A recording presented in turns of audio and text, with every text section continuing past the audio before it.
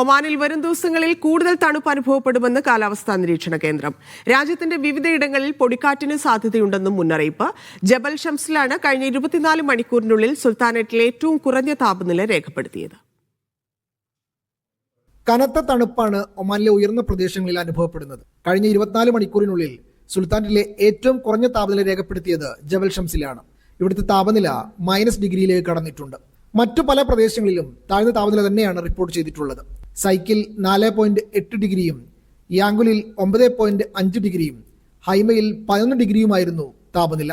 ഒമാനിലെ അന്തരീക്ഷത്തിൽ വൻ മാറ്റമുണ്ടാകുമെന്നും വിവിധയിടങ്ങളിൽ പൊടിക്കാറ്റിന് സാധ്യതയുണ്ടെന്നും കാലാവസ്ഥാ നിരീക്ഷണ കേന്ദ്രം പറയുന്നുണ്ട്.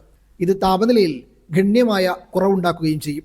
ഇന്ന് രാത്രി മുതലാണ് വടക്കു പടിഞ്ഞാറൻ കാറ്റ് സജീവമാകുമെന്ന് പ്രതീക്ഷിക്കുന്നത്. ഈ കാലാവസ്ഥ കുറച്ചധികം ദിവസത്തേക്ക് നിലനിൽക്കുമെന്നും ഒമാന്റെ മിക്ക ഗവർണറുകളെയും ബാധിക്കുമെന്നും പ്രവചനമുണ്ട്. മരുഭൂമിയിലും തുറന്ന പ്രദേശങ്ങളിലുമാണ് പൊടിക്കാറ്റിന് സാധ്യതയുള്ളത്. ഇത് ദൂരക്കാഴ്ചയെ ബാധിക്കുമെന്നും വാഹനം ഓടിക്കുന്നവർ ജാഗ്രത പാലിക്കണമെന്നും അധികൃതർ മുന്നറിയിപ്പ് നൽകുന്നുണ്ട്. Media 1 Muscat.